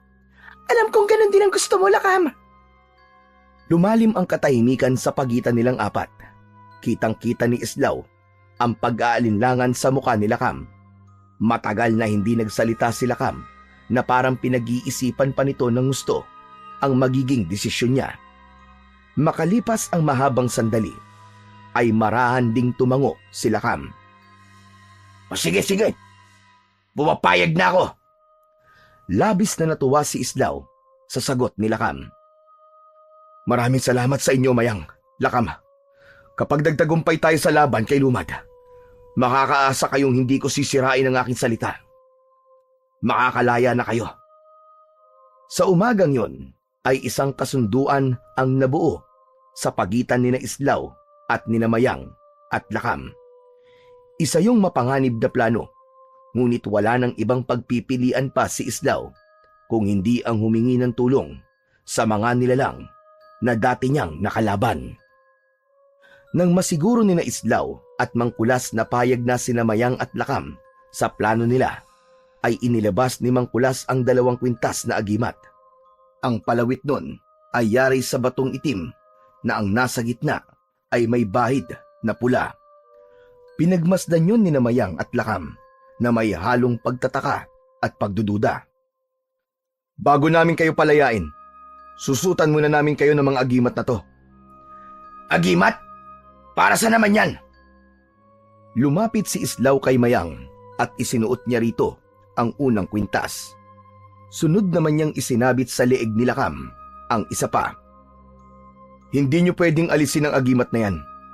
Kapag inalis niyo yan, mamamatay kayo. At kung gagawa kayo ng kahit na anong bagay na hindi ko magugustuhan, isang ritual lang ang kailangan kong gawin at mamamatay rin kayo. Grabe, masyado ka namang sigurista, Islaw. Wala ka bang tiwala sa amin ni Mayang at kailangan mo pa kaming suotan ng ganitong klase ng agimat? Hindi natinag si Islaw sa sinabi ni Lakam. Mas mabuti ng sigurado kaysa sa magsisi sa uli. Bumuntong hininga si Lakam, ngunit hindi na ito sumagot pa. Sa halip, tinignan nito ang agimat na nakasabit sa leeg nito na parang sinusuri nito yon. Samantala, si Mayang naman ay nakangiti lang na parang hindi alintana ang bantang dala ng kwintas. Maya-maya pa ay binuksan na ni Mangkulas ang kulungan ni Mayang at Lakan. Agad na lumabas si Mayang ng kulungan at para itong isang bata na tumakbo sa paligid. Dumipa pa ito at umikot habang nakatingala. Nang mahilo ito, ay natumba ito ng kusa at saka malakas na tumawa. Ay, grabe! Sa wakas, malaya na ako! Malaya na ako! Habang si Mayang ay tuwang-tuwa, nanatili namang nakatayo si Lakam sa labas ng kulungan nito. Matiim itong nakatingin kay Islaw. Tanong ko lang, kailan mo naman aalisin ang mga agimat na to sa amin ni Mayang? Sa oras na matalo na natin si Lumad, ako mismo mag-aalis yan sa inyo. Sa pagkakataon na yon, kahit paano ay nakaramdam na si Islaw ng konting pag-asa na matatalo na nila si Lumad. Ganun pa man, may kaba pa rin siyang nararamdaman, lalo na't mga aswang na kagaya ni Lumad ang makakatulong niya sa misyon na yon. Agad na sinimulan ni na Islaw, Mayang at Lakam ang kanilang mahigpit na pagsasanay bilang paghahanda sa pagharap nila kay Lumad. Sa umaga, nagsasanay sila sa lakas at bilis, ngunit sa pagsapit ng gabi, doon lumilitaw ang tunay na kapangyarihan ni Lakam at Mayang. Sa ilalim ng maliwanag na buwan, isang malalim na dagundong ang bumalot sa paligid. Nakatingala si Lakam at hinihintay ang pagbagsak ng sinag ng buwan sa balat nito. Makalipas ang ilang sandali, ay nag-iba ang anyo ni Lakam. Ang balat nito ay naging kulay itim at ang kanyang katawan ay lumaki at naging matipuno, habang ang buhok nito ay humaba at naging kulay puti. Sa unang tingin pa lang ay alam na ni Islaw na ang matutulis na ngipin ni Lakam ay kayang pumunit ng laman at dumurog ng buto. Sa isang iglap, nawala si Lakam sa kanyang kinatatayuan. Napatingin si Islaw sa paligid at pilit niya itong hinahanap, hanggang sa may naramdaman na lang siyang hangin mula sa kanyang likuran. Bago pa makalingon si Islaw, ay malakas na sinuntok ni Lakam ang lupa na naging dahilan upang magkaroon ng konting pagyanig. Masyado ka mabagal, Islaw. Kung ako si Lumad, ay napaslang na kita sa isang atake lang. Mula naman sa mga puno ay lumabas bigla si Mayang. Marahan itong lumulutang sa ere gamit ang malalaki nitong pakpak na maihahalin tulad sa pakpak ng paniki. Ang mga kuko nito sa kamay ay mahahaba. Matutulis na parang mga patalim. Biglang bumilis ang paglipad ni Mayang pataas. Malakas itong sumigaw at lumipad ng mabilis pababa palapit kay Islaw. Nanlaki ang mga mata ni Islaw nang makita ang matutulis na kuko ni Mayang na ilang pulgada lang ang layo sa kanyang muka. Natatawang ibinaba ni Mayang ang kamay nito. Sinubukan ni Islaw na atakihin si Mayang, pero bigla itong naglaho at nang muli niya itong nakita ay isa na itong dambuhalang baboy ramo. Sa sobrang bilis ng pagbabagong anyo nito ay hindi agad nakapag-isip si Islaw, kaya't naitulak siya nito ng malakas. Pagbagsak ni Islaw sa lupa ay napahagikgik si Mayang na bumalik sa pagiging bangkilan. Pasensya ka na, Islaw. Masyado lang ako nadala. Kasi matagal na akong hindi nakakalaban. Napakamot na lang ng ulo si Islaw habang tumatayo. Ayos lang. Natutuwa ako sa ipinapakita niyong lakas at kakayahan. Sa loob ng mga sumunod na araw, mas naging mahigpit ang pagsasanay ng tatlo. Sa gitna ng kagubatan sa isla, ay nag-ensayo si Lakam. Inatake nito ang malalaking puno gamit ang kamao nito na parang bakal sa tigas. Sa madamong bahagi ng isla naman, tinuruan ni Islaw si Mayang ng mas mabilis na paraan ng pag-atake gamit ang kanyang iba't ibang anyo.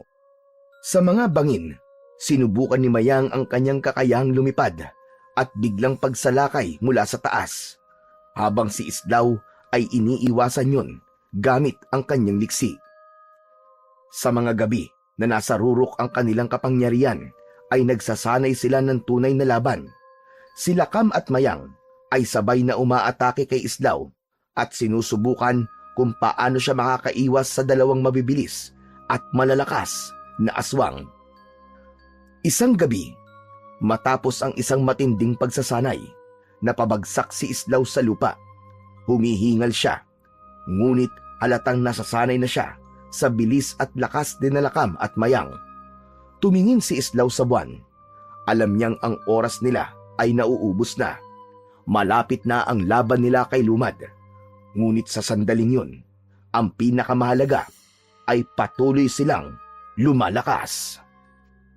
Isang madaling araw, sa loob ng kubo ni Mang Kulas, ay narinig ni na Islaw at Mang Kulas ang malakas na paghilik ni Lakam, habang si Mayang naman ay nakatihaya ng higa at bahagyang nakanganga. Sa sobrang pagod sa pagsasanay, ay nakatulog ng mahimbing ang dalawang aswang. Sa isang sulok ng kubo, Nakaupo sina Islaw at Mangkulas. Hindi sila makatulog. Sa halip, tahimik nilang pinagmamasdan ang dalawang nilalang na noon ay itinuturing nila ni Mangkulas na mga kaaway. Napailing si Mangkulas at bahagyang natatawa.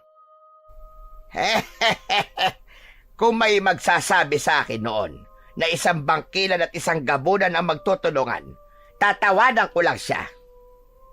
Bakit naman, Mangkulas? Dahil noon pa man, mortal na magkaaway ang lahi nila. Ang gabunan ay malakas, matibay, at tapat sa kanilang pangkat, pero kinatatakutan sila dahil sa kanilang walang awang pag-uugali. Ang bangkila naman, tuso, mabilis, at biyasa sa pagbabagong anyo. Pero hindi kailanman sila nagkasundo. Lagi sila magkalaban sa mga teritoryo, sa pagkain, at sa paniniwala. Humugot ng malalim na paghinga si Islaw, saka tumingin kay Mayang na mahimbing pa ring natutulog.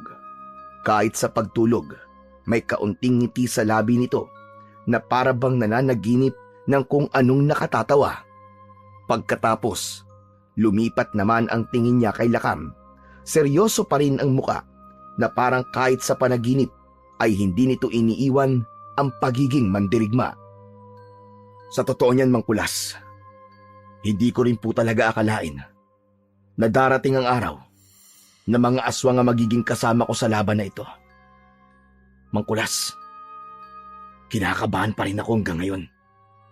Hindi mo kailangan mabagabag, Islaw. Ang mundo ay hindi palaging itim at puti. Kung minsan, ang inaakala nating kalaban ay sila pa pala ang tutulong o makakatulong sa atin. At ang ating inaakalang kakampi, sila pa ang unang magtataksil. Siguro nga tama ka, Mangkulas. Ang kailangan ko lang gawin ngayon ay ang magtiwala kina Mayang at Lakam. Ganyan nga, Islaw. Isa pa, ilang araw na kayo nagsasanay at nakita ko ang dedikasyon nila na labanan ang halimaw na si Lumad. Sana nga isapat na ang lakas naming tatlo para matalo si Lumad. Pero Mangkulas, wala na ba talaga tayo nung abunong buto ng gabunan? Sa tingin ko kasi kung meron pa tayo nun, pwede nating sabuyan si Lumad ng abo na yun at magkakaroon kami ng pagkakataon para matalo siya ng tuluyan. Ikinalulungkot ko, Islaw, pero wala na talaga. Sa ngayon ay wala na kayong ibang magagawa pa kundi labanan si Lumad gamit ang inyong lakas at kapangyarihan. Nang magbalik ang tingin ni Islaw kina Lakam at Mayang, ay may kung anong init na bumalot sa kanyang dibdib. Napangiti siya nang mapagtanto niya na hindi na lang basta aswang ang dalawa, kundi ang mga ito ang pag-asa niya para tuluyan ng matuldukan ang kasamaan ni Lumad. Hanggang sa dumating na ang araw ng pag-alis nina Islaw sa isla upang magtungo sa baryo Batabat. Nakatayo sila sa dalampasigan kung saan nasa tabi nila ang bangka na sasakyan nila paalis sa isla na yon. Ngayong araw na tayo aalis sa islang ito para magtungo sa baryo Batabat. Talaga? Sa wakas, makakakita na ulit ako ng maraming tao. Makakakain na uli ako ng masarap na pagkain at makakainom na uli ako ng dugo. Mayang, hindi kayo pwedeng pumatay ng tao. Yan ang maigpit kong ipinagbabawal. Hoy, ano ka ba naman? Hindi dugo ng taong tinutukoy ko, kundi dugo ng baboy na mo. Basta, hindi kayo pwedeng pumatay ng tao. Alam niyo na ang mangyayari kapag ginawa niyo yun. Oo na, sige na. Magpapakabait ako. Pangako ko yan. Ikaw naman, Lakam. Handa ka na ba? May pagpipilian pa ba ako? Kailangan niyong tandaan na iisa lang ang layunin natin at may dahilan kung bakit kayo lalaban kay Lumad. At yun ay para ipakita nyo na kaya niyong lumaban hindi lang para sa sarili niyong kalayaan, kundi para sa kalayaan ng mga tao sa takot na bumabalot sa kanila at sa kapakanan ng mas nakararami. Kahit aswang kayo, ay hindi yun hadlang para gumawa kayo ng tama at mabuti. Na Islaw, tara na. Umalis na tayo sa islang ito. Ang dami mo pang sinasabi. Naglakad na sila sa bangka kung saan naghihintay si Mang Kulas. Dala nito ang isang lumang supot. Narito na ang ilang halamang gamot at langis. Alam kong hindi kayo basta-basta mapipinsala. Pero hindi masamang may dala kayong panggamot sa inyong mga sugat. Kinuha ni Islaw ang supot at tumango bilang pasasalamat sa matanda. Alam kong mahirap ang laban na kakaharapin nyo. Pero ito ang tatandaan nyo. Hindi kayo nag-iisa. May dahilan ang kalikasan kung bakit nagkatagpo-tagpo ang landas nyo. Magtiwala kayo sa isa't isa at palagi kayong magtulungan. Salamat po, Mang Kulas. Malaki po ang naitulong niyo sa aming pagsasanay. Lumapit si Mayang at mabilis na yumakap kay Mang Kulas. Ikinagulat naman yun ng matanda. Salamat sa lahat, matanda. Kahit palagi mo akong sinasermonan. Hay nako, pasaway ka pa rin talaga kahit kailan, Mayang. Walang anuman. Si Lakam naman ay tumangulang kay Mang Kulas bilang respeto. O sige na, umalis na kayo at mag-iingat kayong tatlo. Hangad ko ang inyong tagumpay. Sumakay na sila sa bangka. Nang magsimulang umusad ng bangka palayo sa isla, tinanaw ni Islaw ang lumiliit na imahe ni Mang Kulas sa dalampasigan. Isang kabanata ng kanilang buhay ang nagtapos. Ngunit isang mas malaking laban ang naghihintay sa kanila sa pagbabalik nila sa Baryo Batabat. Nang makarating sila Islaw sa Baryo Batabat, ay sumalubong sa kanila ang nakabibinging katahimikan. Bumungad sa kanila ang mga bakas ng pananalasang nangyari roon. Mga bahay na wasak at mga taong bakas ang takot sa muka. Halos madurog ang puso ni Islaw habang iginagala niya ang kanyang mata sa paligid. Di ko akalain ganito na ang itsura ng baryo namin. Malinaw na hindi lang isang beses sumatake ang lumad na yun dito, Islaw. Malamang, sinamantala niya ang pagkakataon habang wala ka. Pinagpatuloy nila ang paglalakad patungo sa bahay ni Islaw. Nang makapasok sila, ay agad silang naupo at sinimulang mag-usap. Kailangan natin magplano ng gusto. Hindi natin pwedeng harapin si Lumad nang hindi natin alam ang kahinaan niya. Yan ay kung meron siyang kahinaan. Lahat ng nilalang Mayang ay may kahinaan. Kung ganon, anong gagawin natin? Una, kailangan malaman natin kung nasan si Lumad. Malamang ay nandito lang siya sa paligid ng baryo. Walang bahala ron. Mas mabilis akong kumilos sa gabi. Kaya ko rin magbago ng anyo. Kaya magiging madali para sa akin ang paghahanap sa kanya. Sige Mayang, pero mag-iingat ka.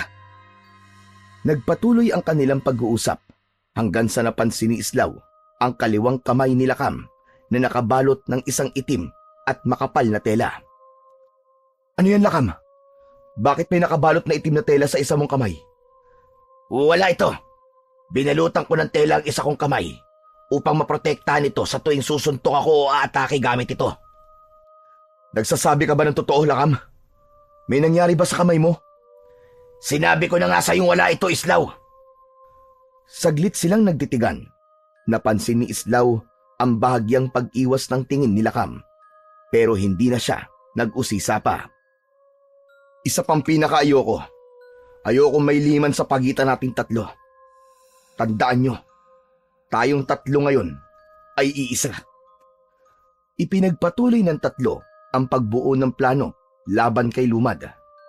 Natuwa si Islaw dahil napagtanto niya na mas masarap pala sa pakiramdam na hindi siya nag-iisa sa kanyang layunin na protektahan ang Baryo Batabat. Mula nang dumating sina Islaw sa Baryo Batabat, hindi sila tumigil sa paghahanap kay Lumad. Tuwing gabi, nagroronda sina Islaw at Lakam sa bawat sulok ng baryo. Samantalang si Mayang naman ay nag-aanyo bilang dambuhalang ibon at lumilipad sa kalangitan upang magmasid-masid sa kagubatan at sa mga masukal na bahagi ng baryo. Ngunit sa tuwing bumabalik ito, lagi nitong sinasabi ang parehong bagay. Wala pa rin. Ni isang bakas ng kuta niya ay hindi ko matunton mula sa impapawid. Hindi kaya nagtatago siya sa isang lugar na hindi natin inaasahan? O kaya naman, naghihintay siya ng tamang oras para umatake. Sa pangatlong gabi, habang nasa loob sila ng kubo at naghahanda ng kanilang mga sandata, isang malakas na sigawan ang pumunit sa katahimikan ng gabi. Agad na napatingin sina Islaw sa isa't isa. Bago mabilis na kumilos, kinuha ni Islaw ang kanyang itak, habang si Lakam naman at Mayang ay sumunod sa kanya palabas. Sa paglabas nila, ay bumungad sa kanila ang nakapanghihilakbot na tanawin. Mga bahay na wasak ang mga pinto, mga tao na nagtatakbuhan, ang ilan ay sugatan na, at sa gitna ng kaguluhan na yon, ay nakita nila si Lumad na walang awang inaatake ang bawat taong nakakasalubong nito. Tumiim ang bagang ni Islaw nang muling nakita ang hanagob na si Lumad. Lumad! Kami ang harapin mo, halimaw ka! Dahan-dahang tumingin si Lumad sa kanila. Isang ngisi ang gumuhit sa mukha nito. Binitiwan nito ang isang dugoang lalaki na muntik na nitong sakmalin sa leeg. Islaw! Sa wakas nagpakita ka rin. Aba! At mukhang may bago ka pang mga kakampi ngayon. Sa isang iglap, mabilis na nagpalit ng anyo sina Mayang at Lakam. Si Mayang ay nag-anyong bangkilan, habang si Lakam naman ay naging isang mabagsik na gabunan. Hindi ako makapaniwala. Ang kauri ko mismo nasa panig mo ngayon. Nakatatawa ka, Islaw. Pero wala akong pakialam kung sino ang ano nasa panig mo ngayon. Tandaan mo ito, Islaw. Ang sino mang hahadlang sa akin ay kamatayan ang sasapitin. Masyado kang maraming sinasabi, Lumad! Daig mo pa ang isang babae! Laban na! Sa isang iglap, sumugod si Islaw kay Lumad habang mahigpit ang hawak niya sa kanyang itak. Ang mutya ng balete sa loob ng kanyang katawan ay tila nag-aapoy habang gumagapang ang kakaibang enerhiya sa kanyang mga ugat. Mas naging matalas ang kanyang pandinig at mas bumilis ang kanyang pagkilos. Sa paglapit ni Islaw kay Lumad, ay buong puwersa niyang hinataw ang itak dito, ngunit mabilis na nakaiwas si Lumad. Sa halip na umatras, sinalubong nito ang pag-atake ni Islaw at hinawi ng matatalim nitong mga kuko ang matigas na talim ng kanyang itak. Lumipad naman si Mayang at ang mga pakpak nito ay nagpakawala ng matitinding bugso ng hangin. Mula sa ere, sumugod ito, bumuelo at bumaon ang matatalim nitong kuko sa balikat ni Lumad. Isang malalim na sugat ang iniwan nito roon. Ngunit sa halip na manghina ay mabilis na sinunggaban ni Lumad si Mayang sa ere. Nahablot ni Lumad ang isang paa ni Mayang at malakas itong ibinalibag sa lupa. Habang abala si Lumad kay Mayang, lumitaw sa likuran nito si Lakam sa isang iglap. Buong lakas nitong sinuntok ang hanagob sa likod na naging dahilan para muntik nang matumba si Lumad. Pinaulanan ni Lakam si Lumad ng mabibigat na suntok sa katawan, sa muka at sa tagiliran, gamit lamang ang isa nitong kamay. Parang bakal ang kamao ni Lakam. Bumagsak si Lumad, pero mabilis din itong bumangon na parang walang nangyari. Mabilis na inatake ni Lumad si Lakam at sumaksak ang matutulis nitong mga kuko sa tagiliran ni Lakam. Napangiwi si Lakam ng dahil sa sakit, ngunit imbis na umatras, hinablot nito si Lumad at sinakal gamit lamang ang isang kamay. Lakam! Hawakan mo siya! Huwag mo siyang pakakawalan! Gamit ang buong lakas, umakyat si Islaw sa isang puno at mula roon ay lumundag siya pababa. Itinutok niya ang itak sa leeg ni Lumad. Subalit sa huling sandali, Mabilis na umiwas si Lumad. Kasunod nun ay nagawa nitong saksakin si Lakam sa tiyan gamit ang matutulis nitong mga kuko. Hinagis nito palayo si Lakan. Nang bumagsak si Lakan sa lupa, sumugod ulit si Islaw kay Lumad. Ang mutya ng balete sa loob ng kanyang katawan ay mas lalong nagiinit. Ngunit sa kabila ng kanyang bilis ay nagawa pa rin sabayan ni Lumad ang bawat galaw niya. Hindi nagtagal, isang mabilis na sipa mula kay Lumad ang sumalubong sa sikmura ni Islaw. Dahilan upang mapaatras siya. Sa isang iglap, isang matulis na kuko ang humiwa sa kanyang tagiliran. Duguan na si Islaw pero hindi siya pinanghinaan ng loob. Mula sa itaas, lumipad muli si Mayang. Mula roon, sumugod ito pababa papunta kay Lumad. Nakaumang ang matatalim nitong kuko. Muling nagpakita ng bangis si Lumad. Sinunggaban nito si Mayang sa leeg at sa isang iglap, inihagis nito si Mayang sa isang puno. Napasigaw si Mayang at nang bumagsak ito sa lupa ay halos hindi na ito makagalaw. Sunod namang lumapit si Lakam kay Lumad. Kahit sugatan nito ay hindi pa rin ito sumusuko. Muling sumugod si Lakam, ngunit dahil sa mga sugat nito ay naging mas mabagal na ang pagkilos nito at sumalubong dito ang matatalim na kuko ni Lumad. Dumiretso yun sa dibdib ni Lakam. Muling bumagsak si Lakam. Gaya ni Lakam, sina Islaw at Mayang ay sugatan na rin at nakahandusay na sa lupa. Isang malakas at nakakalokong halakhak ang pinakawalan ni Lumad.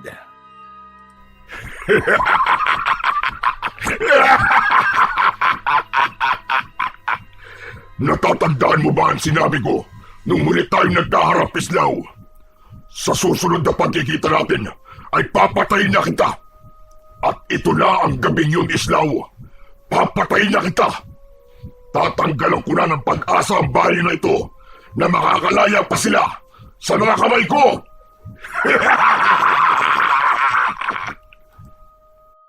Habang hawak ni Lumad ang mukha ni Islaw, ay nakakaloko itong ngumisi. Itinaas nito ang isa nitong kamay at kahit paano ay tinanggap na ni Islaw na yun na ang katapusan niya. Ngunit bago pa siya mapaslang ni Lumad, ay biglang tumayo si Lakam sa kabila ng mga sugat nito. Inilabas nito ang isang supot at mabilis itong tumakbo patungo kay Lumad. Isinaboy ni Lakam sa mukha ni Lumad ang pulbos na laman ng supot. Tikman mo ang abo ng buto ng gabunan! Lumad! Agad na napasigaw si Lumad sa matinding sakit. Pumalahaw si Lumad at bumagsak sa lupa habang pilit na inaalis ang abo sa kanyang muka. Nangingisay ito sa sakit at halos hindi na makatayo. Doon napansin ni Islaw ang braso ni Lakam nang aksidenteng natanggal ang telang nakabalot sa isa nitong kamay. Laking gulat niya nang makita niyang putol na ang isang kamay nito. Lakam! Ano nangyari sa kamay mo? Pinutol mo ang kamay mo para lang makagawa ng abo mula sa buto ng gabunan? Mas mahalaga ang laban na to kaysa sa isang kamay ko, Islaw. Mamaya na tayo mag-usap. Tapusin na natin ang halagub na yan bago pa sa makabawi ng kanyang lakas. Sa sandaling yun, naramdaman ni Islaw ang muling pagsiklab ng apoy sa kanyang dibdib. Tama si Lakam, hindi yun ang oras para sa mga katanungan niya at hindi nila pwedeng sayangin ang pagsasakripisyo ni Lakam sa isa nitong kamay. Sa pagkakataon na yun, ay nagawa na ring tumayo ni Mayang. Nakatingin silang tatlo at sabay-sabay silang sumugod kay Lumad. Si Islaw ang unang umatake habang patuloy na pinalakas ng mutya ng balete ang kanyang katawan. Mabilis siyang sumugod kay Lumad at buong lakas niyang tinaga ang balikat nito. Bumaon ang itak sa laman nito at lumabas mula roon ang maitim na dugo. Sunod naman na umatake si Mayang. Muli itong lumipad ng mataas para bumuelo at saka ito bumulusok pababa. Malalim na bumaon ang matatalim nitong kuko sa likod ni Lumad. Pumalag si Lumad at pilit na dumipensa kahit nangihina na ito. Malakas na sinipa ni Lakam sa sikmura si Lumad na naging dahilan para mapahiga itong muli. Muling nagpakawala ng isang matinding pag-atake si Islaw Gamit ang kanyang itak, pinuntirya niya ang leeg ni Lumad. Paulit-ulit niya yung tinaga hanggang sa tuluyan ng humiwalay ang ulo ni Lumad sa katawan nito. Nang tuluyan na nilang napatay si Lumad, ay tahimik na nagkatinginan ang tatlo. Pare-pareho nilang ramdam ang sakit na mga sugat nila at ang bigat ng kanilang pinagdaanan. Hindi makapaniwala si Islaw na ang dating kinatatakutan na hanagob na si Lumad ay isa na lang masamang alaala sa lahat. Biglang nagtatatalon sa tuwa si Mayang. Umikot-ikot pa ito na parang isang bata. Yay! Nanalo tayo! Nanalo tayo! Patay na si Lumad! Ang galing-galing nating tatlo! Nagwagi tayo!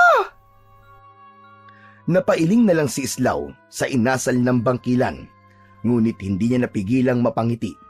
Matapos yun, ay lumapit siya kay Lakam at tahimik na nakatingin sa walang buhay na katawan ni Lumad. Lakam, gusto kong malaman, bakit mo pinutol ang sarili mong kamay para lang makagawa ng abo mula sa buto ng gabunan? Nung isang gabi, nung akala nyo na Mangkulas na tulog na kami ni Mayang, ay narinig ko na pinag-usapan yon tungkol sa abo mula sa buto ng gabunan at ang epekto nun kay Lumad. Kaya nagdesisyon ako na gumawa ng abo mula sa sarili kong buto. Salamat, Lakam. Alam kong hindi kayang tumbasan ng kahit na anong salita ang sakripisyong ginawa mo. Pero maraming salamat talaga. Isa kang bayani. Hoy, Islaw! Paano naman ako? Hindi ka ba magpapasalamat sa akin, ha? Magtatampo ko niyan. Aba, syempre naman magpapasalamat din ako sa iyo, Mayang. Napakalaki rin na nagawa mo para manalo tayo sa laban na to. Pero dahil wala na si Lumad, panahon na para alisin ko ang agimat sa inyong dalawa. Lumapit si Islaw kay Mayang at nang akmang tatanggalin na niya ang agimat nito, ay bigla itong umatras na ipinagtaka naman ni Islaw. Bakit? May problema ba, Mayang? Wala. Nag-usap na kasi kami nila Kam tungkol dito. Napagkasunduan namin na wag nang alisin ang agimat na ito, Islaw. Masi Mayang, mas gusto naming dala ang agimat na ito habang buhay, Islaw. Nais naming mabuhay bilang mga aswang na hindi pumapatay ng mga tao. Kaya sa oras na pumatay kami ng tao, hahayaan namin na ritualan mo ang aming agimat para mamatay na kami. Napanganga si Islaw sa kanyang narinig. Hindi niya inasahan ang ganung mga salita mula sa dalawa. Pinagmasdan niya ang mga ito.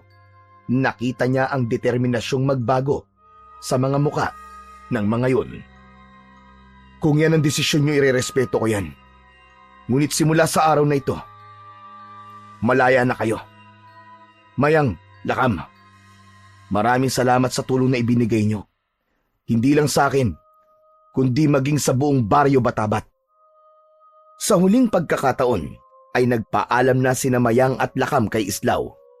Hindi maintindihan ni Islaw pero nakaramdam siya ng lungkot habang pinagmamasdan niya ang papalayong bangkilan at gabunan. Marahil ay napalapit na rin siya sa dalawa sa ilang araw ng kanilang pagsasanay hanggang sa gabi na yon na nilabanan at tinalo nila si Lumad. Matapos yun ay nanumbalik na ang katahimikan sa buong baryo Batabat matapos ang pagkamatay ni Lumad. Unti-unti na rin bumalik ang tiwala ng mga tao kay Islaw. Paminsan-minsan, muling nagkikita sina Islaw, Mayang at Lakam, hindi bilang magkalaban, kundi bilang magkasangga. Kasama ni Islaw ang dalawa sa paghuli ng mga masasamang aswang upang ikulong sa isla ni Mangkulas. Dahil sa pangyayari na yon, ay napagtanto ni Islaw na hindi lahat ng mga aswang ay kailangang patayin. May ilan sa mga ito na sa kabila ng kanilang madilim na nakaraan ay may kaya pa ring magbago basta't may tamang gagabay sa mga ito. Nalaman din niya na kahit ang pinakamatinding kaaway ay maaaring maging kakampi basta't pareho ang kanilang layunin. Sa pagsasama ng tatlo ay muling pinatunayan na kahit kailan ay hindi magtatagumpay ang kasamaan. Laban sa kabutihan.